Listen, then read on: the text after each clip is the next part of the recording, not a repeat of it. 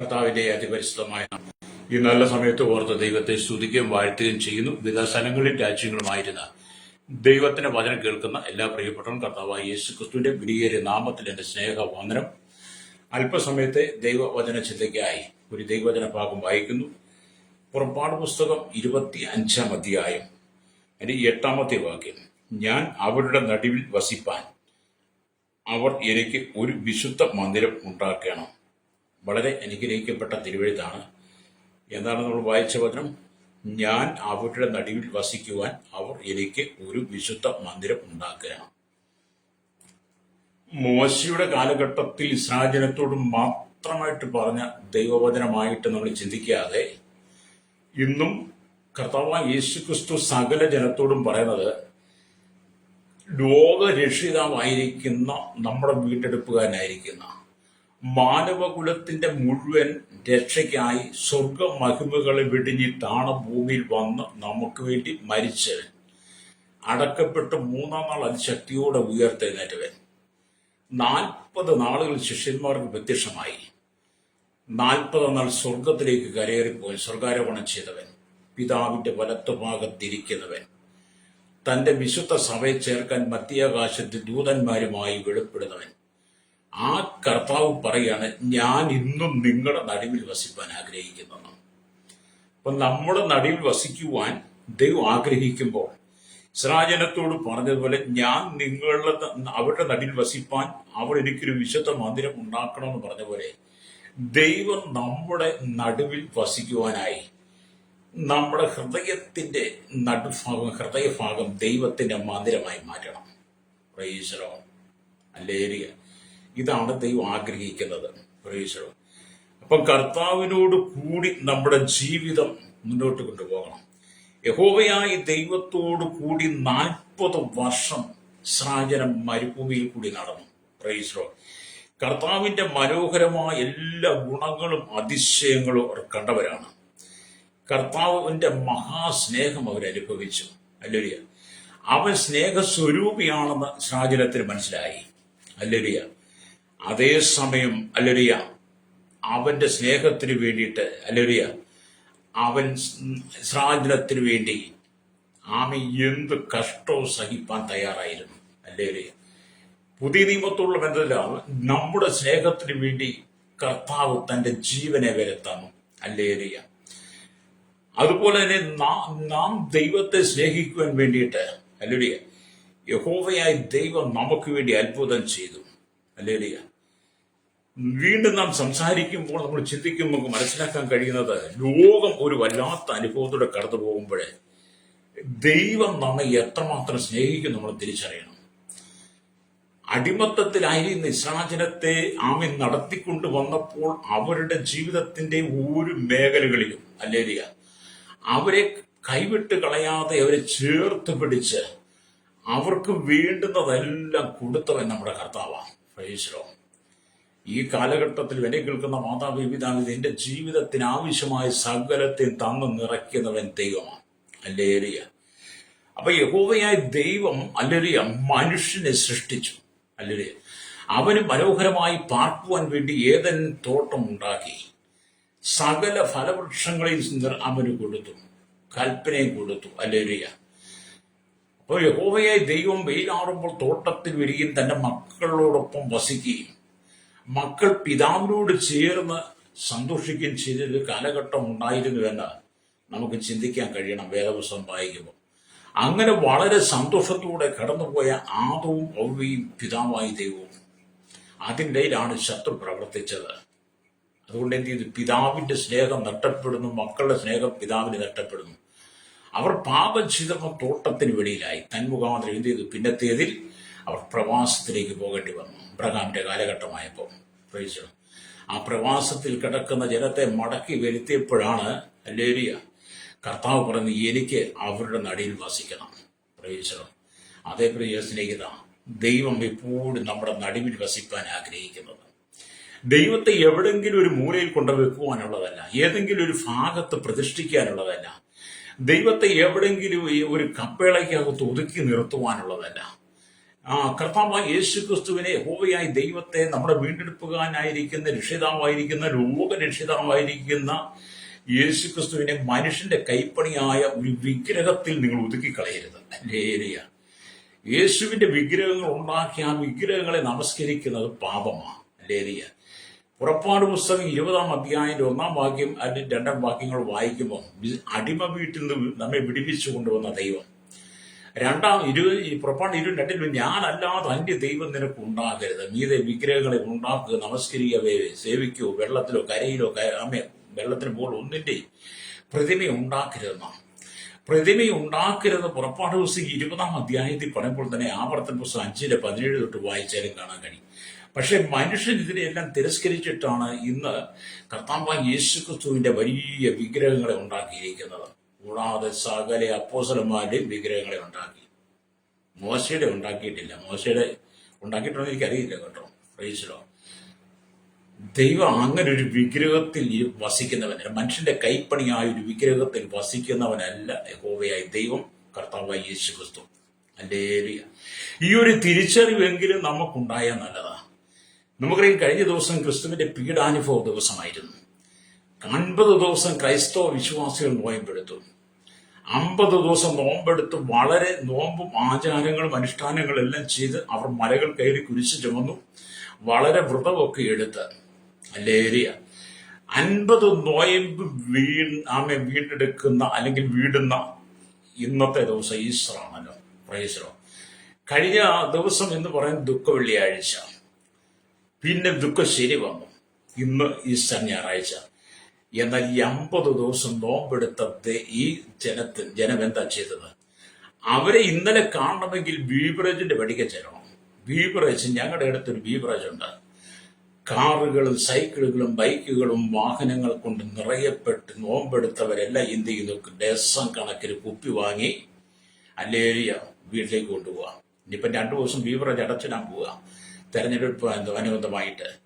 അപ്പോഴത്തേനും മനുഷ്യൻ എന്ത് ചെയ്തു? ഈ 50 ദിവസം മേടിക്കാതിരുന്നതെല്ലാം കൂടെ ഒന്നിച്ചു കൂട്ടിക്കൊണ്ടുവന്ന് വീട്ടിൽ സ്വരൂപിച്ചിരിക്കുക. അപ്പൊ അങ്ങനെയാണ് മനുഷ്യന്റെ ജീവിതം. ഹല്ലേലൂയ. മനുഷ്യൻ ഇതെല്ലാം ഒരു പ്രകടനമായി ചെയ്യുന്നു.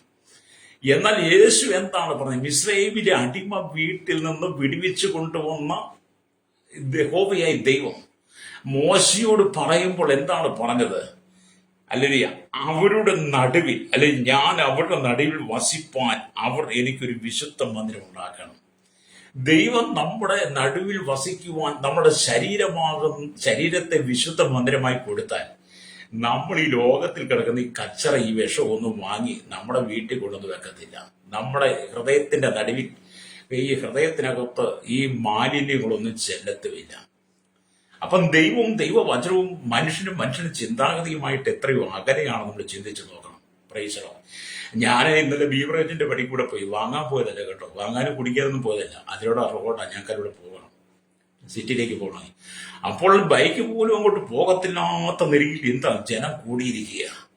സംഗതി മേടിക്ക് വിഷം വാങ്ങാൻ വേണ്ടി കൂടിയിരിക്കുക. ഇന്നിപ്പം രാവിലെ എല്ലാവരും വിഷമടിച്ച് അങ്ങ് തിമിർത്താടുന്ന ദിവസമാണ്. എന്നെ കേൾക്കുന്ന സഹോദരങ്ങൾ, നിങ്ങൾ നിർത്തണം.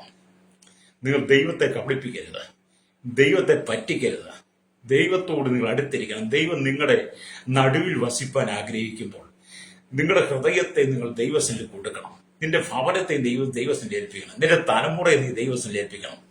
അല്ലാതെ നമ്മുടെ ഇഷ്ടമല്ല ദൈവ ഇഷ്ടം എന്ന് പറയുന്നത്. ഹല്ലേലൂയ.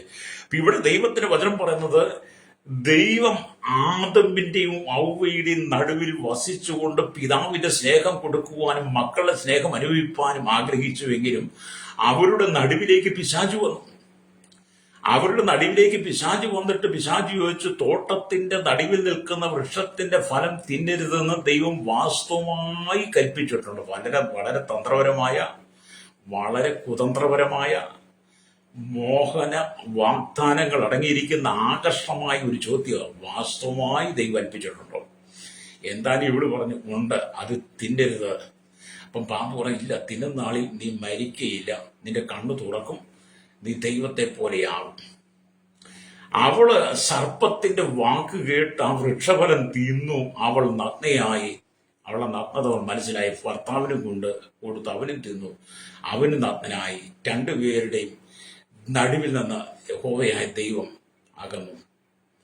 നോക്കിയേ, ദൈവം അകന്നതിന്റെ കാരണം ഇപ്പൊ ആദമിന്റെയും ഔവയുടെയും നടുവിൽ വസിക്കുവാൻ ആഗ്രഹിച്ച ദൈവം അവരുടെ പാപം മുഖാന്തരം അകന്നുപോയെന്ന് അവരുടെ നടുവിൽ നിന്ന്. ആ കർത്താവാണ് ഇസ്രായേലിന്റെ നടുവിൽ വസിപ്പാൻ ആഗ്രഹിക്കുന്നത്. ആ കർത്താവാണ് ഇന്ന് പുതിയ നിയമ ഇസ്രായേലിന്റെ നടുവിൽ, നമ്മുടെ ഹൃദയത്തിന്റെ നടുവിൽ വസിപ്പാൻ ആഗ്രഹിക്കുന്നത്. എന്നെ കേൾക്കുന്ന സഹോദരൻ, നിന്റെ ഹൃദയം, എന്നെ കേൾക്കുന്ന സഹോദരി, ക്രൈസ്തവ സഹോദരി, നിന്റെ ഹൃദയത്തിന്റെ നടുവിൽ യേശു വസിപ്പാൻ നീ ഇടം കൊടുത്തിട്ടുണ്ടോ? ഹല്ലേലൂയ. ആചാരങ്ങളും അനുഷ്ഠാനങ്ങളും കർമ്മങ്ങളും ഒക്കെ ചെയ്ത് നീ ദൈവത്തെ സ്തുതിക്കുന്ന, ദൈവത്തെ മഹത്വപ്പെടുത്തുന്നവനാണെന്നൊക്കെ നീ പറയുന്നുണ്ടെങ്കിലും നിന്റെ ഹൃദയത്തിന്റെ അന്തർഭാഗത്ത്, ഹൃദയത്തിന്റെ നടുഭാഗത്ത്, നിന്റെ ഭവനത്തിനകത്ത് യേശു ഉണ്ടോ? ഹല്ലേലൂയ. യേശു ഉണ്ടെങ്കിൽ ഹല്ലേലൂയ നിന്റെ ജീവിതം സന്തോഷം, ഇല്ലെങ്കിൽ നിന്റെ ജീവിതം കുപ്പക്കുന്നായി മാറും. Praise the Lord. ഹല്ലേലൂയ. നമ്മൾ ഈ ദൈവത്തെ കബളിപ്പിക്കുക, പ്രത്യേകിച്ച് ക്രൈസ്തവ സമൂഹം മാനസാന്തരം, അവരാണല്ലോ യേശുവിന്റെ ആണെന്ന് പറയുന്നത്. യേശുവിന്റെ ആളെന്ന് പറയും, ഞങ്ങളുടേതാണ് യേശു, ഞങ്ങളുടെയാണ് യേശു, ഞങ്ങളാണ് യേശുവിന്റെ ആളെന്ന് പറയുകയും ചെയ്യുന്നുണ്ടെങ്കിൽ നിങ്ങൾ കർത്താവിനോട് ചേർന്നിരിക്കുന്നവരായിരിക്കണം. ഹല്ലേലൂയ. ഇവിടെ ഞാൻ ഒരു പുസ്തകം വായിച്ചപ്പോൾ മനസ്സിലായത്, ഡി എൽ ഹസ്ബാൻ എന്ന് പറയുന്ന ഒരു ദൈവദാസൻ, മറ്റൊരു ദൈവദാസൻ മാറൽ റോബർട്ട് എന്ന് പറയുന്ന ഒരു ദൈവദാസൻ, ഇങ്ങനെ രണ്ട് സുവിശേഷകർ ഹല്ലേലൂയ വളരെ രോഗശാന്തി ശുശ്രൂഷ ചെയ്തവരാണ്. ഹല്ലേലൂയ. അവർ ഒരുപാട് രോഗശാന്തി ശുശ്രൂഷയും ഒരുപാട് അത്ഭുതങ്ങളും അടയാളങ്ങളും ഒക്കെ അവർ ചെയ്തു. അവർ കൈവെക്കുമ്പോൾ അനവധി രോഗികൾ സൗഖ്യം പ്രാപിക്കുന്ന അനുഭവം ഉണ്ടായിരുന്നു. Praise the Lord. എന്നാൽ കാലങ്ങൾ മാറി വന്നു കഴിഞ്ഞപ്പോൾ എന്ത് ചെയ്തു? ഇന്നത്തെ ഡി എൽ ഹല്ലേലൂയ ഹസ്ബാനും അതുപോലെ മാറൽ റോബർട്ടൊക്കെ ചെയ്ത ശുശ്രൂഷയ്ക്ക് ഒരു ഭേദഗതി വരുത്തി. ആര്? ദൈവമക്കൾ. അല്ലെങ്കിൽ ഭേദഗതി വരുത്തിയിട്ട് ഇപ്പം നമ്മൾ കൈവെക്കുകയില്ല, ഇപ്പം നമ്മളങ്ങ് തള്ളിയിടുക, നമ്മൾ അടിച്ചു വീഴ്ത്തുക. എന്നാണ് കണ്ടില്ലേ, കരണക്കുറ്റിക്കൊക്കെ കൊടുത്ത് അടിച്ച് വീഴുന്നത് കണ്ടില്ലേ? ഇപ്പം നമ്മൾ കാലും മടക്കിയൊക്കെ അടിക്കും, ചിലർ വെടിവെച്ച് കിടും, ചിലർ ഊതിയിടും. ഇപ്പം ചിലരൊക്കെ ഓരോന്ന് കാണിക്കുന്നത് കാണുന്ന ശുശ്രൂഷകൾ അങ്ങ് മാറിപ്പോയി. അല്ലേ? ജീവിതം മാറി, രീതി മാറി, ശുശ്രൂഷകളൊക്കെ അങ്ങ് മാറി. പിന്നെ ചിലർ ഇത് പണത്തിന് വേണ്ടിയാക്കി, അല്ലേ? ചിലർ വയറിന് വേണ്ടിയിട്ടാക്കി. ഇന്നത്തെ കാലഘട്ടത്തിൽ ഏതെല്ലാം ഞൊടുക്കുവിദ്യകളിലൂടെ സുവിശേഷം അറിയിക്കാൻ പറ്റുന്നു അതിലേക്ക് മനുഷ്യൻ വഴിതിരിഞ്ഞു പോകാൻ കാരണം ഏദൻ തോട്ടത്തിൽ ആദമിനെ ഔവയും പാപത്തിൽ വീഴിച്ച ആ സാത്താനാണ്. ഹല്ലേലൂയ. ദൈവം നമ്മുടെ നടുവിൽ വസിപ്പാൻ നമ്മൾ ദൈവത്തിന് അവസരം കൊടുത്താൽ നമ്മളിലൂടെ ചെയ്തെടുക്കുന്ന ശുശ്രൂഷ ദൈവത്തിൻ്റെതായിരിക്കും. ഹല്ലേലൂയ. ദൈവം നമ്മുടെ നടുവിലില്ലെങ്കിൽ നമ്മൾ എന്ത് ശുശ്രൂഷ ചെയ്താലും കുട കമത്തി വെച്ച് വെള്ളം ഒഴിക്കുന്നത് പോരാ. ഹല്ലേലൂയ. എന്തുകൊണ്ടാണ് അനുഗ്രഹമില്ലാത്തത്? എന്തുകൊണ്ടാണ് നന്മയില്ലാത്തത്? എന്തുകൊണ്ടാണ് ഉയർച്ചയില്ലാത്തത്? പ്രാർത്ഥിച്ചിട്ടും മറുപടി കേൾക്കുന്നില്ല, പ്രാർത്ഥിച്ചിട്ടും മറുപടി ഇല്ല. ഹല്ലേലൂയ.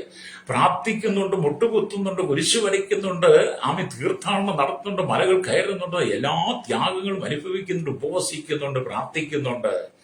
ഹല്ലേലൂയ. എല്ലാം ചെയ്യുന്നുണ്ട്, വേർപെട്ട കൂട്ടനാന്ന് പറയുന്നുണ്ട്, വിശുദ്ധിയുടെ വേഷങ്ങളൊക്കെ ധരിക്കുന്നുണ്ട്, എല്ലാം ഉണ്ടെന്നേ. പക്ഷെ ഒരു ദൈവപ്രവൃത്തിയും കാണുന്നില്ല. എന്താണ് അതിന്റെ സംഭവം? ദൈവത്തിന് നമ്മുടെ നടുവിൽ വസിപ്പാൻ ഇടമില്ലാതായി മാറി. നമ്മുടെ നടുവിൽ ദൈവം വസിക്കുവാൻ അവസരം ഉണ്ടെങ്കിൽ മാത്രമേ ദൈവം നമ്മളിൽ എന്തെങ്കിലും ചെയ്യൂ. ഇല്ലെങ്കിൽ മാനുഷികമായ ശുശ്രൂഷകളായി മാറും. മാനുഷികമായ ശുശ്രൂഷകൾ കൊണ്ട് ദൈവത്തെ പ്രസാദിപ്പിക്കാൻ കഴിയില്ല. നാം ദൈവത്തോട് ചേർന്ന് വസിക്കുമ്പോൾ കർത്താവായ യേശുക്രിസ്തുവിനെ നാം സ്വന്തം രക്ഷിതാവും പിതാവുമായി സ്വീകരിച്ച് ദൈവ കൽപ്പന പ്രമാണിച്ച് നമ്മൾ ദൈവസഭയിൽ, നമ്മൾ ദൈവ മക്കൾ എന്നുള്ള ലേബൽ നമ്മൾ പ്രാപിക്കുമ്പോൾ നമ്മുടെ ഹൃദയത്തിന്റെ നടുവിൽ നമ്മുടെ മരണം വരെ യേശു ഉണ്ടായിരിക്കണം. എങ്ങോട്ടും മാറ്റരുത്. ഹല്ലേലൂയ. ഇന്നത്തെ താൽക്കാലികമായ ഒരു ക്രൈസ്തവ വിശ്വാസമല്ല ദൈവം ആഗ്രഹിക്കുന്നത്. നമ്മുടെ ആവശ്യം വരുമ്പോൾ യേശുവിനെ നമ്മുടെ നടുവിൽ നിന്ന് മാറ്റി നിർത്തുക, സാമ്പത്തിക ആവശ്യം നടുവിൽ നിന്ന് മാറ്റി നിർത്തുക, ശുശ്രൂഷയിൽ പലരും യേശുവിനെ നടുവിൽ നിന്ന് മാറ്റി നിർത്തിയിട്ട് അവർ വേറെ എന്തെങ്കിലുമൊക്കെ കൊണ്ടൊന്ന് നിർത്തും. അല്ലെങ്കിൽ അങ്ങനെ ഒന്നും നിങ്ങൾ ചെയ്യരുതെന്നാണ് ദൈവം ആഗ്രഹിക്കുന്നത്. പിന്നെ ഇപ്പം ഈ ശുശ്രൂഷയിൽ ചിലരങ്ങ് അഭിഷേകം പ്രാപിച്ചു കഴിയുമ്പോൾ ചിലരങ്ങ് ചിരിച്ച് ചിരിച്ച് ചിരിച്ച് ചിരിച്ച് ചിരിച്ച് മറ്റുള്ളവരും കൂടെ ചിരിപ്പിക്കും. അല്ലേ? നിങ്ങൾ കണ്ടിട്ടില്ല അങ്ങനെ? നാളൊരു ശുശ്രൂഷ ഞാൻ കണ്ടു, ഒരു ദൈവദാസൻ അങ്ങ് പൊട്ടിച്ചിരിക്കുക, ചിരിച്ച് ചിരിച്ച് ചിരിച്ച് ചിരിച്ച് മറ്റുള്ള ദൈവദാസന്മാർ കൂടെ ചിരിക്കുക, വിശ്വാസികളും. ഹല്ലേലൂയ. ഇപ്പം കഴിഞ്ഞ ദിവസം ഒരു ശുശ്രൂഷ ഇത് പുതപ്പെടുന്ന ഒറ്റ വീശ് കുറെ എണ്ണം അങ്ങ് താഴോട്ട് വീഴുക, കുറെ എണ്ണം താഴോട്ട് വീഴുക. കഴിഞ്ഞിടെ നമ്മൾ ശുശ്രൂഷ കണ്ടില്ലേ? ഗൂഗിൾ നോക്കി എല്ലാം സെർച്ച് ചെയ്ത് നിന്റെ വീട് എവിടാണ്, എന്റെ വീട് എവിടാന്ന് എല്ലാം കണ്ടുപിടിച്ച് തിരക്കി അന്വേഷിച്ചിട്ട് നമ്മുടെ പേരും വിവരവും അന്വേഷിച്ചിട്ട് സഭയ്ക്കകത്ത് വന്ന് വിളിച്ചു പറയുക. നമ്മളോർക്ക് ശരിയായിരിക്കുന്നു. ഇതൊക്കെ നമുക്കിന്ന് മനസ്സിലാക്കാൻ പറ്റുന്ന കാര്യങ്ങൾ. അപ്പം ദൈവം നമ്മുടെ നടുവിൽ നിന്ന് മാറിക്കഴിഞ്ഞപ്പോൾ എന്ത് ചെയ്തു? ദുരുപദേശത്തിന്റെ ഉറവിടമായിരിക്കുന്ന സാത്താൻ നമ്മുടെ ഹൃദയത്തിന്റെ നടുവിൽ വസിപ്പാൻ പലരും ഇടം കൊടുത്തു കഴിഞ്ഞപ്പോൾ സുവിശേഷത്തിന്റെ മഹാസത്യം നമ്മുടെ ഉള്ളിൽ നിന്ന് നഷ്ടപ്പെട്ടു പോയി. സുവിശേഷം മുഖാന്തരം നമ്മുടെ ഹൃദയത്തെ വിശുദ്ധിയിലേക്ക് ദൈവം കൊണ്ടുവന്നാൽ സുവിശേഷം മുഖാന്തരം ഹൃദയത്തിന്റെ വിശുദ്ധി കാത്തു സൂക്ഷിക്കാതെ അല്ലൊരിയ സാത്താന്റെ വാക്ക് കേട്ട് ഏതന്തോട്ടത്തിൽ ഭക്ഷിക്കരുന്ന വൃക്ഷഫലം കഴിച്ച് ആദവും പാപത്തിൽ വീണുപോലെ സാത്താന്റെ വാക്ക് കേട്ട് പലരും ഇന്നത്തെ കാലഘട്ടത്തിൽ ശുശ്രൂഷ വിവിധ നിലകൾ ചെയ്യാൻ വേണ്ടി ദൈവകൽപ്പന അങ്ങ് ലംഘിച്ചു. Praise the Lord. നമ്മൾ മടങ്ങി വരണം. ആദിമ സഭയിലെ അപ്പോസ്തലന്മാർ ചെയ്യാത്ത ഒരു ശുശ്രൂഷകൾ നമ്മൾ ചെയ്യാൻ പാടില്ല. ആദിമ സഭ ചെയ്യാത്തത്, അപ്പോസ്തല പ്രവൃത്തി കാണാത്തതും അപ്പോസ്തല പ്രവൃത്തി കാണാത്തതും ലേഖനങ്ങളിൽ എഴുതപ്പെടാത്തതും അനി പ്രവചന പുസ്തകമായി വെളിപ്പാട് പുസ്തകത്തിൽ നമ്മൾ കാണാത്തതുമായ ഒരു ശുശ്രൂഷയും നമ്മൾ ചെയ്യരുത്. അല്ലേലിയ. പുസ്തകം എന്ത് പറയുന്നോ അതേ ചെയ്യാവുള്ളൂ. Praise the Lord. ഇന്നത്തെ ശുശ്രൂഷകളൊക്കെ എന്താ? വാശിയും പ്രതികാരങ്ങളും മനോഭാവങ്ങളും വെല്ലുവിളികളും കൈക്കൂലി, അഴിമതി, കൊട്ടേഷനും, ഗുണ്ടാസംഘങ്ങളും എല്ലാം. അല്ലെങ്കിൽ കുറുവാ സംഘം പോലെ ദൈവസഭയ്ക്കകത്ത് ഒരു വലിയ കുറുവാ സംഘം പ്രവർത്തിക്കുന്നു. ഹല്ലേലൂയ. ക്രൈസ്തവ സമൂഹത്തെ തന്നെ ഒരു കുറുവാ സംഘമുണ്ട്. ഈ കുറുവാ സംഘമാണ് ഇന്നത്തെ കൊട്ടേഷൻ. അവരാണ് രാഷ്ട്രീയക്കാര്. അവരാണ് ഇന്നത്തെ പണം കൊടുത്ത്, കോഴ കൊടുത്ത്, കൈക്കൂലി കൊടുത്ത്, വോട്ട് വാങ്ങിയിട്ട് അധികാരത്തിന്റെ കസേരയിരിക്കുന്ന കുറുവാ സംഘം ദൈവസഭകളിലെല്ലാം എഴുന്നേറ്റ് കഴിഞ്ഞു. കാരണം ദൈവസഭയുടെ നടുവിൽ യേശുവില്ല, ദൈവസഭയുടെ നടുവിൽ കർത്താവില്ല. കുറുവാ സംഘമായി മാറി. അവരുടെ രീതി വേറെ, അവരുടെ ഭാവം മാറി, അവരുടെ സംസാരം വേറെ, അവരുടെ ചിന്തകൾ വേറെ, അവരുടെ പ്രവൃത്തി മാറി, എല്ലാം വേറെയാണ്. അവരും ദൈവമായിട്ട് യാതൊരു ബന്ധമില്ല. കുർബാന സംഘത്തിന് എന്തെങ്കിലും അവർക്ക് മനസാക്ഷിയുണ്ടോ? കുർബാന സംഘത്തിന് ഒരു മനസാക്ഷിയില്ല. അവര് വരുന്നത് എന്താ? പിടിച്ചു പറിക്കണം, മോഷ്ടിക്കണം, അപഹരിക്കണം, കൊള്ളയടിക്കണം, മനുഷ്യരെ തകർക്കണം. ഇതൊക്കെയാണ് അവരെ കുർബ എന്ന് പറഞ്ഞ ദൈവസഭ മുഴുവൻ ഒരു കുർബാന സംഘമായി മാറി. ഇതിന്റെ നടുവിലെ പുതിയ നിയമസഭയോടും പഴയ നിയമസഭയോട് പറഞ്ഞ, പഴയ നിയമ ഇസ്രായേലിനോട് പറഞ്ഞ അതേ വചനം പുതിയ നിയമസഭയോടും ദൈവം പറയുകയാണ്, ഞാൻ അവരുടെ നടുവിൽ വസിപ്പാൻ അവർ എനിക്ക് ഒരു വിശുദ്ധ മന്ദിരം ഉണ്ടാക്കണം. Praise the Lord. നമ്മുടെ കാലഘട്ടത്തിൽ ദൈവം പറയുക, നമ്മുടെ ഉള്ള കുർബാന സംഘത്തെയൊക്കെ മാറ്റി കളയണം. ഹല്ലേലൂയ. അപ്പൊ എന്നാൽ അവസാനമായുള്ള ഒരു ഉണർവ്, ഹല്ലേലൂയ, ദൈവത്തിൽ നിന്ന് പ്രാപിക്കുവാൻ നമുക്ക് ഒരു ആഗ്രഹം ഉണ്ടായിരിക്കണം, ഒരു ആത്മഭാരം ഉണ്ടായിരിക്കണം. ഈ അന്ത്യകാലത്തൊരു ഉണർവ് ദൈവം തരാൻ ആഗ്രഹിക്കുക. അന്ത്യകാലത്തൊരു ഉണർവ് തരാൻ ദൈവം ആഗ്രഹിക്കുമ്പോൾ നമ്മുടെ കുടുംബത്തിനകത്തുള്ള നമ്മുടെ തലമുറയെ ദൈവം ഉപയോഗിക്കുവാൻ എന്നെയും നിങ്ങളെയും ദൈവം ഒന്ന് ശക്തമായി അവിടുത്തെ കരങ്ങൾ ഒരു ഉണർവിന്റെ ശുശ്രൂഷയുമായി, ശക്തമായ അഭിഷേകത്തിന് ശുശ്രൂഷയുമായി ആദിമസഭ ചെയ്തതുപോലെയുള്ള ശുശ്രൂഷയൊന്ന് ചെയ്യുവാൻ വേണ്ടി കർത്താവ് ആഗ്രഹിക്കുമ്പോൾ ആ ശുശ്രൂഷ വെളിപ്പെടണമെങ്കിൽ അവൻ നമ്മുടെ നടുവിൽ വസിക്കണം. ഹല്ലേലൂയ. പത്രോസിന് യോഹന്നാന് സുന്ദരമെന്ന ഗോപുര ദൈവാലയത്തിലേക്ക് ചെല്ലുമ്പോൾ അമ്മയുടെ ഗർഭം മുതൽ മുടന്തനായിരുന്ന മനുഷ്യന് ഏകദേശം 40 വയസ്സുണ്ടെന്നുള്ളത് അടുത്ത അധ്യായം വായിക്കുമ്പോൾ കാണാൻ കഴിയും. പുസ്തകം 4 വായിക്കുമ്പോൾ കാണാൻ കഴിയും. ആ 40 വയസ്സുള്ള മനുഷ്യൻ അല്ലെങ്കിൽ ഭിക്ഷ യാചിക്കുകയാണ്. ഹല്ലേലൂയ.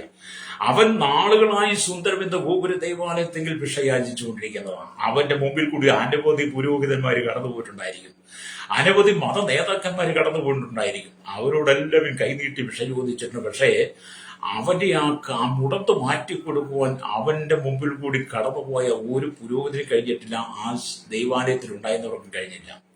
കാരണം എന്താണെന്ന് ചോദിച്ചാൽ അവരുടെ നടുവിൽ യേശുവില്ല. അതേ ഉള്ളു കാര്യം. അവരുടെ നടുവിൽ യേശുവില്ല. എന്നാൽ യേശു ക്രിസ്തു ഹൃദയത്തിന്റെ നടുവിൽ വസിച്ച പത്രോസിന് യോഹന്നാൻ അവരോട് ചെന്നപ്പോൾ ഈ വിഷക്കാരൻ യേശു അവരെ ഉറ്റുനോക്കി. അപ്പോൾ പത്രോസ് പറഞ്ഞു, ആമേൻ, നീ ഞങ്ങളെ നോക്ക്. ഹല്ലേലൂയ. വെള്ളിയും പൊന്നും ഒന്നും ഞങ്ങൾക്കില്ല, ഞങ്ങൾക്കുള്ളത് നിനക്ക് തരുക. എന്താ അവർക്കുണ്ടായെന്ന് കൊടുക്കാൻ? യേശുവിന്റെ നാമത്തിൽ എഴുന്നേറ്റ് നടക്കുക എന്ന് പറഞ്ഞപ്പോൾ അവൻ എഴുന്നേറ്റ് തുള്ളിയും ചാടിയും ദൈവത്തെ മഹത്വപ്പെടുത്തി. അപ്പൊ യേശു അവരുടെ നടുവിൽ, പത്രോസിന്റെ യോഹന്നാന്റെ നടുവിൽ യേശു ഉണ്ടായിരുന്നത് കൊണ്ട് അവിടെ ഒരു അത്ഭുതം നടന്നു. ഇന്നത്തെ കാലഘട്ടത്തിൽ അങ്ങനെയുള്ള അത്ഭുതമുണ്ടോ? ഇന്നത്തെ കാലഘട്ടത്തിൽ അങ്ങനെ ശുശ്രൂഷ ചെയ്യാൻ പറ്റുന്നുണ്ടോ? അപ്പം ദൈവം നമ്മുടെ നടുവിൽ വസിച്ചുകൊണ്ട് ഈ കാലഘട്ടത്തിൽ അന്ത്യകാല ഉണർവ് ദൈവം അയക്കാൻ ആഗ്രഹിക്കുന്നു. ലോകം മുഴുവൻ ക്രൈസ്തവരെ കൊന്നൊടുക്കിക്കൊണ്ടിരിക്കുക. ലോകം മുഴുവൻ ക്രൈസ്തവരെ തെരഞ്ഞു പിടിച്ച് കൊന്നൊടുക്കിക്കൊണ്ടിരിക്കുക. ക്രൈസ്തവ സമൂഹത്തെ ഈ ഭൂമിയിൽ ഉന്മൂലനാശം ചെയ്തിട്ട് ക്രൈസ്തവ വിശ്വാസത്തെ തന്നെ നിർജീവമാക്കി നിർവീര്യമാക്കി കളഞ്ഞുകൊണ്ട് ഒരു കൂട്ടം ശത്രു സൈന്യങ്ങൾ എഴുന്നേൽക്കാൻ ശ്രമിക്കുമ്പോൾ, ക്രൈസ്തവ സഭയെ നിർമ്മാർജ്ജനം ചെയ്യാൻ ഇല്ലായ്മ ചെയ്യാൻ ശ്രമിക്കുമ്പോൾ, എന്നെ കേൾക്കുന്ന മാതാവി പിതാവ്, ഇത് നാം തിരിച്ചറിഞ്ഞുകൊണ്ട് നമ്മുടെ ഹൃദയത്തിന്റെ നടുവിൽ യേശുക്രിസ്തുവിന് വസിപ്പാൻ അവസരം കൊടുത്തുകൊണ്ട് ഒരു അന്തികാല അഭിഷേകം പെന്തക്കോസ്ത് നാളിലെ പോലെ ശക്തമായി ഉണർവിലേക്ക് നിങ്ങൾ ഈ ദിവസങ്ങൾ പ്രാർത്ഥനയിലേക്ക് മടങ്ങി വരണം. ഹല്ലേലൂയ. നമ്മുടെ ഹൃദയത്തിന്റെ സിംഹാസനം യേശുവിൽ വിട്ടുകൊടുക്ക്. ഹൃദയത്തിന്റെ സിംഹാസനത്തിൽ അവൻ വന്ന് വസിക്കട്ടെ. ഹല്ലേലൂയ. ആമേൻ. കൈപ്പണിയായ ദൈവാലയങ്ങളിൽ, കൈപ്പണിയ ആലയങ്ങളിൽ, കൂടാരങ്ങളിൽ ദൈവം വസിക്കുന്നില്ല. പിന്നെന്താണ്? അവൻ നമ്മെ തിരഞ്ഞെടുത്തവന്റെ നമ്മുടെ ശരീരത്തെ തിരഞ്ഞെടുത്തവന്റെ മന്ദിരമായിട്ടാണ്. അവന്റെ മന്ദിരമാകുന്ന നമ്മുടെ ശരീരത്തിന്റെ, നമ്മുടെ ഹൃദയത്തിന്റെ നടുവിൽ യേശു ഉണ്ടായിരിക്കണം. അതുകൊണ്ടാണ് 1 കൊരിന്ത്യർ ലേഖനം 3:16 വായിക്കുമ്പോൾ കാണുന്നുണ്ട്, നിങ്ങൾ ദൈവത്തിന്റെ മന്ദിരമെന്നും ദൈവത്തിന്റെ ആത്മാവും നിങ്ങളിൽ വസിക്കുന്ന നിങ്ങൾ അറിയുന്നില്ലയോ? ഹല്ലേലൂയ. അപ്പൊ നമ്മളാണ് ദൈവത്തിന്റെ മന്ദിരം. മന്ദിരത്തിന്റെ നടുവിൽ യേശു ഉണ്ടായിരിക്കണം. ഹല്ലേലൂയ. അതുകൊണ്ട് ഈ കാലഘട്ടങ്ങളുടെ അളവില്ലാത്ത ഉണർവ് വേണ്ടി ആദമിനെയും ഔവ്വയെയും ദൈവം ആദ്യം സ്നേഹിച്ചതുപോലെ നമ്മുടെ കർത്താവ് യേശുക്രിസ്തു നമ്മെ സ്നേഹിക്കുന്നു. അവൻ നമുക്ക് ജീവൻ തന്ന് സ്നേഹിച്ചു, പ്രാണം തന്ന് സ്നേഹിച്ചു, രക്തം തന്ന് സ്നേഹിച്ചു. ആ കർത്താവ് ഹൃദയമുരുകി സ്വർഗത്തിൽ നമ്മെ നോക്കുകയാണ്, എനിക്ക് നിന്റെ മേലൊരു ഉണർവ് അയക്കണം. നമ്മുടെ കർത്താവ് ഹൃദയമുരുകി നമ്മെ നോക്കിക്കൊണ്ടിരിക്കുക, ഒരു ഉണർവ് നമ്മുടെ മേൽ പകരാൻ വേണ്ടി. കർത്താവ് നമ്മുടെ മേൽ ഒരു ഉണർവ് അയക്കാൻ ആഗ്രഹിക്കുന്നു. നാം അവന്റെ പാദപീഠത്തിൽ വീടുകെട്ടെന്ന് ഹൃദയമുരുകി നമ്മുടെ ജീവിതത്തിന്റെ ജടികമായ ചിന്തകളെ മാറ്റിക്കളഞ്ഞ് ഇടത്തിലെ ആത്മാവിലെ സകല കൺവെൻഷവും നീക്കി ദൈവത്തിൽ വിശുദ്ധിയെ തികച്ചുകൊണ്ട് നമ്മുടെ ഹൃദയത്തിന്റെ നടുവിൽ യേശു വന്ന് വസിപ്പാൻ വേണ്ടി നാം ദൈവത്തിന് അവസരം കൊടുക്കുന്നെങ്കിൽ, ഹല്ലേലൂയ, എന്നെ കേൾക്കുന്ന നമ്മുടെ സ്നേഹിത, ഒരു ശക്തമായ ഉണർവ്, ഒരു അസാധാരണമായ ശുശ്രൂഷയ്ക്ക് വേണ്ടി അസാധാരണമായ വീര്യപ്രവർത്തികൾ പൗലോസിലൂടെ ചെയ്തെടുത്തതുപോലെ, പത്രോസിലൂടെ ചെയ്തെടുത്തതുപോലെ, പീലിപ്പോസിലൂടെ ചെയ്തെടുത്തതുപോലെ, ആമേൻ, ദൈവത്തിൽ അസാധാരണമായ ശുശ്രൂഷയ്ക്ക് വേണ്ടി ദൈവം നിന്നെ നിയോഗിക്കാൻ ആഗ്രഹിക്കുക. എന്റെ കാഴ്ചപ്പാട് മാറട്ടെ, നിന്റെ ജീവിത സ്ഥിതികൾ മാറട്ടെ, നിന്റെ സാഹചര്യങ്ങൾ മാറട്ടെ, ചിന്താഗതി മാറട്ടെ. പുതിയ ദർശനങ്ങളിലേക്ക് ദൈവം നിന്നെ നടത്താൻ ആഗ്രഹിക്കുമ്പോൾ, പുതിയ വെളിപ്പാടുകൾ ദൈവം തരാൻ ആഗ്രഹിക്കുമ്പോൾ, ജീവിതത്തെ ക്രമീകരിച്ചുകൊണ്ട്, ജീവിതത്തെ വിശുദ്ധീകരിച്ചുകൊണ്ട്, ഹല്ലേലൂയ, നീ ദൈവസന്നിധിയിൽ ആ പാദപീഠത്തിൽ വീണ് കിടന്നിട്ട് ദൈവത്തോട് പറ, കർത്താവേ, എന്റെ ഹൃദയത്തിന്റെ നടുവിൽ അങ്ങ് വസിക്കാതെ എനിക്ക് ശുശ്രൂഷ ചെയ്യാൻ കഴിയില്ല. അല്ലേ? എന്നെ കേൾക്കുന്നവരെ, നമ്മുടെ ഹൃദയത്തിന്റെ നടുവിൽ യേശു വസിച്ചെങ്കിൽ മാത്രമേ യഥാർത്ഥ സുവിശേഷം പറയാൻ പറ്റത്തുള്ളൂ. യേശു നമ്മുടെ ഹൃദയത്തിന്റെ നടുവിലില്ലെങ്കിൽ നമ്മൾ സുവിശേഷമായിരിക്കും പറയുന്നത്, പക്ഷെ അത് യാതൊരു പ്രയോജനവും കാണത്തില്ല. ഹല്ലേലൂയ, സ്തോത്രം. നമ്മുടെ ഹൃദയത്തിന്റെ നടുവിൽ യേശു ഉണ്ടായിരിക്കണം. അതുകൊണ്ട് വലിയൊരു ഉണർവ് ദൈവം തരാൻ ആഗ്രഹിക്കുന്നു. ഈ ദൈവം നമുക്ക് സ്നേഹത്തിന്റെ ഉണർവിനെ തരാൻ ആഗ്രഹിക്കുക. സ്നേഹത്തിന്റെ, അവന്റെ സ്നേഹം, കാൽവരി ക്രൂശിലെ അവൻ നൽകിയ ആ സ്നേഹത്തിന്റെ ഉണർവ് യോഗങ്ങളെ ദൈവം നമുക്ക് തരാൻ ആഗ്രഹിക്കുക. നമ്മുടെ ഹൃദയത്തിന്റെ നടുവിൽ യേശു ഉണ്ടെങ്കിൽ നമ്മുടെ കൂട്ടായ്മകൾക്കകത്ത് വലിയ ഉണർവ് സംഭവിക്കും. ഹല്ലേലൂയ. ഇന്നത്തെ കൂട്ടായ്മ 10 മണിക്ക് വരുന്ന എല്ലാത്തിനും സമയമാണ്, ചിട്ടയാണ്, അടുക്കും ചിട്ടയാണ്, എല്ലാ ക്രമത്തിൽ ചടങ്ങനുസരിച്ച് ചെയ്ത് ഹല്ലേലൂയ എല്ലാവരും പിരിഞ്ഞു പോകും. ഒരു ഉണർവ് സംഭവിച്ചില്ല. കാരണം സ്നേഹത്തിന്റെ ഉടയവനായിരിക്കുന്ന, സ്നേഹം തന്നവനായിരിക്കുന്ന കർത്താവ് സഭയിലേക്ക് വന്നു കഴിഞ്ഞപ്പോൾ അവന്റെ സഭയുടെ നടുവിൽ വസിപ്പാൻ ഇടമില്ല. മനുഷ്യൻ മുഴുവൻ കശപിശ പറഞ്ഞ് തമ്മിലടിച്ചും കലഹിച്ചും കസേരയും സ്ഥാനമാനങ്ങളും അധികാരങ്ങളെയും മൊബൈൽ ഫോണൊക്കെ നോക്കിക്കൊണ്ടും പലതും കണ്ടും കേട്ടും ഒക്കെ സഭയുടെ നടുവിൽ യേശുവിന് വസിപ്പാൻ കഴിയാത്ത വിധത്തിൽ ദൈവസഭ, ദൈവമക്കൾ അശുദ്ധമായി മാറി. ഹല്ലേലൂയ. മടങ്ങി വരണം. പത്രോസ് എന്താണ് പറഞ്ഞത്? 1 പത്രോസ് ലേഖനം 1-ാമത്തെ വാക്യം എന്താണ് പറഞ്ഞത്? ഞാൻ വിശുദ്ധനായിരിക്കുന്നത് പോലെ നിങ്ങളും വിശുദ്ധരായിരിക്കണം. ആര്? പത്രോസ് അല്ല. പത്രോസ് വിശുദ്ധനാണ്. പത്രോസ് വിശുദ്ധനായിരുന്നു എന്ന് പറഞ്ഞാൽ പത്രോസ് ആ വചനം പറയുമ്പോൾ യേശുവിനെ മുൻനിർത്തി പറയുക, യേശു ക്രിസ്തു വിശുദ്ധനായിരിക്കുന്നത് പോലെ.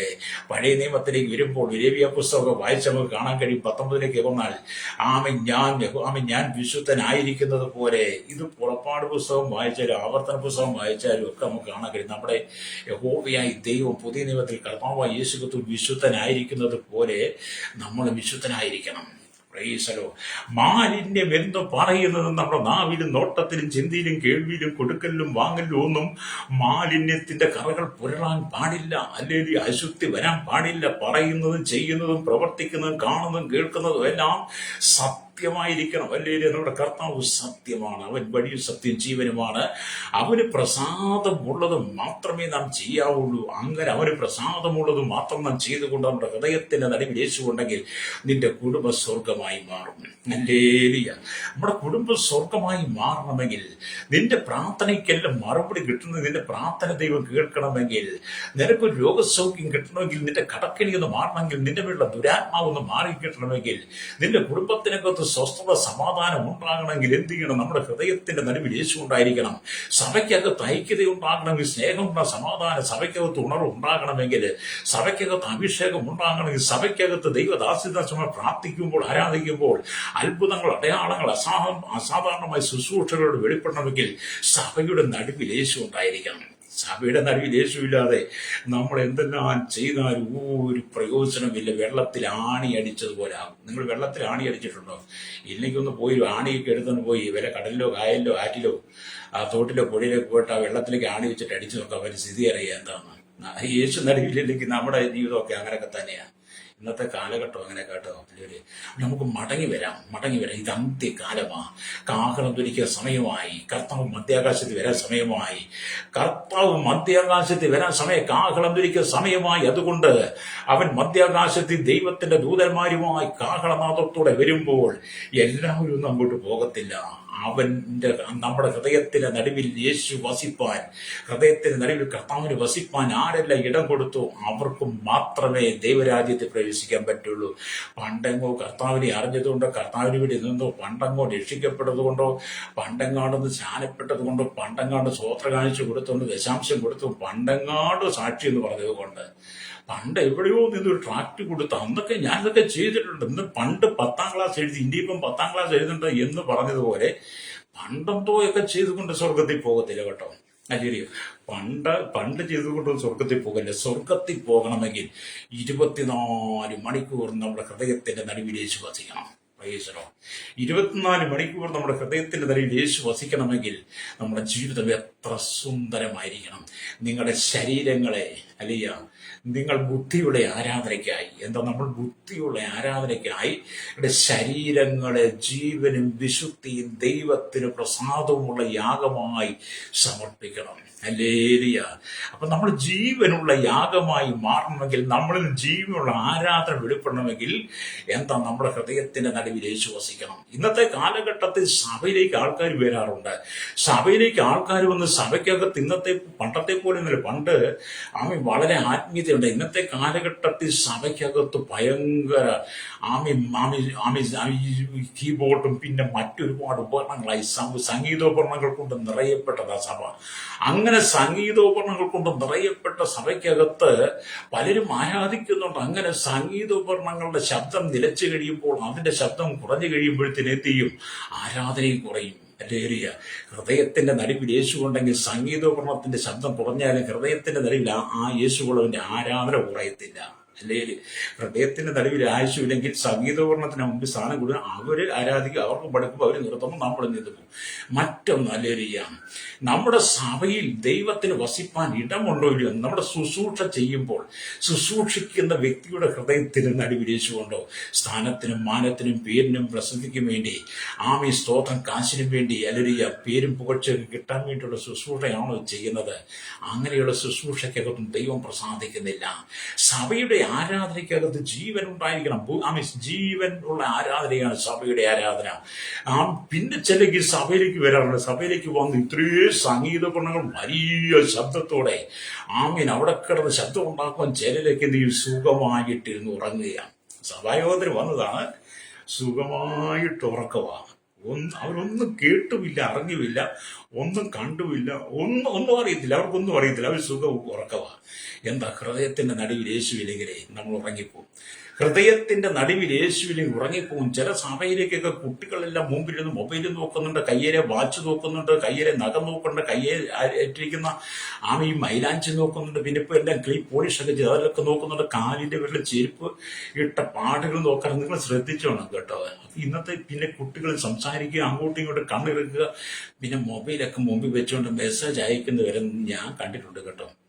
കാരണം നടുവിൽ യേശുവില്ല. നമ്മുടെ നടുവിൽ യേശുവില്ലാതെ വന്നു കഴിഞ്ഞപ്പോൾ സഭയുടെ അനുഭവം, സഭയുടെ അനുഗ്രഹം, പെന്തക്കോസ്താവിന്റെ അനുഭവം നഷ്ടപ്പെട്ടു പോയി. അതുകൊണ്ട് കർത്താവ് പറയുകയാണ്, തണുപ്പുള്ള നമ്മുടെ സഭ പച്ചയായ പുൽപ്പുറമായിരിക്കണം. ദാവീദ് പറഞ്ഞല്ലോ, യഹോവ എന്റെ ഇടയകനാകുന്നു, എനിക്ക് മുട്ടുണ്ടാകിയ പച്ചയായ പുൽപ്പുറങ്ങളിൽ അവനെ കിടത്തുന്നു. നമ്മുടെ സഭ പച്ചയായ പുൽപ്പുറമായിരിക്കണം. പച്ചയായ പുൽപ്പുറങ്ങളിൽ മാത്രമേ ആടുകൾക്ക് മേയുവാൻ കഴിയുള്ളൂ. ആടുകൾക്ക് മേയുവാൻ വേണ്ടിയിട്ടാണ് ദൈവം പച്ചയായ പുൽപ്പുറം ഒരുക്കിയത്. ഉണങ്ങി വരണ്ട് കിടക്കുന്ന മരുഭൂമിക്ക് സമാനമായി കിടക്കുന്ന പുൽമേടുകളിൽ ആടുകൾ മേയത്തില്ല, അതിനത് ഇഷ്ടമില്ല. അതുകൊണ്ട് ദൈവം സഭയ്ക്ക് തന്നത് പച്ചയായ പുൽപ്പുറമാണ്. പച്ചയായ പുൽപ്പുറം സഭയുടെ അനുഭവമായി മാറുമ്പോൾ സഭ പച്ചയായ പുൽപ്പുറമായെങ്കിൽ മാത്രമേ വിശ്വാസികൾക്ക് ആടുകളെ പോലെ മേയുവാൻ, ആടുകൾ പുൽപ്പുറത്ത് മേയുന്ന പോലെ നമുക്ക് ആ സഭയുടെ സന്തോഷം അനുഭവിക്കാൻ കഴിയുള്ളൂ. സഭ പച്ചയായി പുൽപ്പുറമായി വരുമ്പോൾ മാത്രമേ അവിടെ ദൈവാത്മാവ് പ്രവർത്തിക്കും. നമ്മുടെ സുവിശേഷം, നമ്മുടെ പ്രസംഗം എന്ന് പറയുന്നത് പച്ചയായ പുൽത്തകിട് പോലെ ആയിരിക്കണം. പച്ചയായ പുൽത്തകിടുകളിനകത്ത് നല്ല നിങ്ങൾ വെച്ച പുൽപ്പുറം കണ്ടിട്ടില്ലേ? അത് എന്ത് തളർത്ത് മനോഹരമായിട്ട് നിൽക്കുന്നത്. അല്ലെങ്കിൽ അതിനകത്തൊരു വേറെന്തെങ്കിലും മരം വളർന്നു നിന്നാൽ, ഏതെങ്കിലും ചെടി വളർന്നു നിന്നാൽ നമുക്ക് ഒറ്റ നോട്ടത്തിൽ കണ്ടുപിടിക്കാൻ കഴിയും. അല്ലേ? എന്ത് പറഞ്ഞു, നമ്മുടെ സഭ പച്ചയായ പുൽപ്പുറമാണ്. പച്ചയായ പുൽപ്പുറമായിരിയ സഭയ്ക്കകത്ത് മറ്റൊന്നും വളരരുത്, മറ്റുപദേശമൊന്നും വരരുത്. ആരും താഴ്ത്തുന്ന, ആരും പരിഹസിക്കുന്ന, ആരും നിന്ദിക്കുന്ന ചെട്ടികമായ പ്രാകൃതമായ ഉപദേശങ്ങളൊന്നും പച്ചയായ പുൽപ്പുറങ്ങളിൽ വരരുത്. ദൈവത്തിന്റെ വചനം യാതൊരു കറയും കൂടാതെ പ്രസംഗിക്കണം. സഭയിൽ മുഖപക്ഷം കാണിക്കരുത്. വലിയവരും ചെറിയവരും സഭയ്ക്കകത്തുണ്ട്. കൂടുതലും കുറവും നന്മ തരുന്നവരുണ്ട്. അല്ലേരിയ. വലിപ്പവും ചെറുപ്പമുള്ളവരുടെ കറുത്തവനും വെളുത്തവനും ഉണ്ട്. അല്ലേരിയ. സഭയ്ക്കകത്ത് കഴിവുള്ളവരുണ്ട്, കഴിവില്ലാത്തവനുണ്ട്. വിദ്യാഭ്യാസമുള്ളവനുണ്ട്, വിദ്യാഭ്യാസം ഇല്ലാത്തവനുണ്ട്. പാരമ്പര്യത്തിൽ നിന്നുകൊണ്ട് പാരമ്പര്യം പറയാത്തവരുണ്ട്. അങ്ങനെ സഭയ്ക്കകത്ത് ഒരുപാട് ആളുകളുണ്ട്. പക്ഷേ നിന്റെ സഭ പച്ചയായി പുൽപ്പുറമായി മാറങ്ങി കഴിഞ്ഞതിനെയൊക്കെ എടുത്തു കളയണം. നിങ്ങൾ പറയുന്ന പലതിനെ സഭയിൽ നിന്ന് എടുത്ത് മാറ്റാത്തടത്തോളം കാലം ആ യേശുവിന് നമ്മുടെ നടുവിൽ വസിക്കാൻ പറ്റത്തില്ല. അതുകൊണ്ടാണ് അനന്തരം ദൈവം നാം നമ്മുടെ സ്വരൂപത്തിൽ നമ്മുടെ സാദൃശ്യപ്രകാരം മനുഷ്യൻ ഉണ്ടാക്കുക, അവർ സമുദ്രത്തിലുള്ള മത്സ്യത്തിന്മേലും ആകാശത്തിലുള്ള ആകാശത്തിലുള്ള പർവ്വജാതികൾ മേലും മൃഗങ്ങൾ മേലും സർവ്വഭൂമി മേലും വാഴട്ടെ എന്ന് കൽപ്പിച്ചു എന്ന് ഉൽപ്പത്തി പുസ്തകം 1:26 നമ്മൾ വായിക്കുന്നുണ്ട്. മനുഷ്യൻ പാപം ചെയ്ത് കർത്താവിനെ വിട്ട് അകന്നു പോയെങ്കിലും ദൈവം മനുഷ്യനോട് കാണിച്ച സ്നേഹത്തിന് ഒരു മാറ്റവും വെച്ചിട്ടില്ല. മനുഷ്യൻ പാപം ചെയ്ത് ദൈവത്തിന് അകന്നു പോയെങ്കിലും ദൈവം നമ്മോട് കാണിച്ച സ്നേഹത്തിന് മാറ്റമില്ല. അവൻ പാപത്തെ വെറുക്കുന്നു, പാപിയെ സ്നേഹിക്കുന്നു. പാപത്തെ ശിക്ഷിക്കുന്നവനാണ്, പാപത്തെ വെറുക്കുന്നവനാണ്, പാപിയെ സ്നേഹിക്കുന്നവനാണ്. സ്നേഹത്തിന് മാറ്റം വന്നിട്ടില്ല. അതുകൊണ്ട് ഇന്ന് പകൽ എന്നെ കേൾക്കുന്ന പ്രിയ സ്നേഹിത, നിങ്ങൾ ദൈവത്തിലേക്ക് മടങ്ങി വരണം. അല്ലേലൂയ. ആമേൻ. 100 1 കാണാതെ പോയപ്പോൾ 99 മരുഭൂമി വിട്ടിട്ട് കാണാതെ പോയ ഒന്നിനു വേണ്ടി തിരഞ്ഞു പോയവനാണ് നമ്മുടെ കർത്താവ്. കാണാതെ പോയി ഒന്നിന് കണ്ടുകിട്ടിയപ്പോൾ അതിന്റെ തോളിലേറ്റ് വന്ന് 99 കൊണ്ട് സന്തോഷിച്ചവനല്ലേ നമ്മുടെ കർത്താവ്. 15 വായിച്ചേക്കും കാണാൻ കഴിയും. അതുകൊണ്ട് എന്നെ കേൾക്കുന്ന ശ്രോതാവേ, നീ ദൈവത്തിൽ നിൽക്കുമ്പോൾ നിന്റെ ഹൃദയത്തിന്റെ നടുവിൽ യേശുകൊണ്ടോ, നിന്റെ മക്കളുടെ ഹൃദയത്തിന്റെ നടുവിൽ യേശുകൊണ്ടോ, നിന്റെ ഭാര്യയുടെ, ഭർത്താവിന്റെ, നിന്റെ അപ്പന്റെ, അമ്മയുടെ, നിന്റെ ഭവനത്തിന്റെ, നിന്റെ സഭയുടെ നടുവിൽ യേശുകൊണ്ടോ, യേശുവിൽ വസിക്കാൻ വേണ്ടിയിട്ട് നിന്റെ ഹൃദയത്തെ നീ വിട്ടുകൊടുത്തിട്ടുണ്ടോ? ഇല്ലെങ്കിൽ നിന്റെ ഹൃദയത്തിന്റെ നടുവിൽ യേശുവിലേക്ക് നീ ഒന്ന് മടങ്ങി വരണം. ഹല്ലേലൂയ. അപ്പം ദൈവം നമ്മുടെ കൈപ്പണികൾ കൊണ്ട് ഒന്നിലും വസിക്കത്തില്ല. നമ്മുടെ കൈപ്പണി കൊണ്ടുണ്ടാക്കി ഒന്നിലും അല്ല ദൈവം വസിക്കുന്നത്. ദൈവം വസിക്കുന്ന നമ്മുടെ ഹൃദയത്തിന്റെ നടുവിലാ ശ്രോതാവേ. അതുകൊണ്ട് ഇന്ന് പകൽ നിങ്ങൾ മടങ്ങി വന്ന് മാനസാന്തരപ്പെടണം. ഹല്ലേലൂയ. പാപം ചെയ്ത മനുഷ്യനെ ഹല്ലേലൂയ തോട്ടത്തിൽ നിന്ന് പുറത്താക്കിയെങ്കിലും പാപം മുഖാന്തരം അവൻ ഏദൻ പ്രതീക്ഷ നഷ്ടമായെങ്കിലും ഒടുക്കത്തെ ആദാമായിരിക്കുന്ന കർത്താവ് യേശുക്രിസ്തു സ്വർഗമഹിമകളെ വെടിഞ്ഞ് ഭൂമിയിലേക്ക് വന്നു.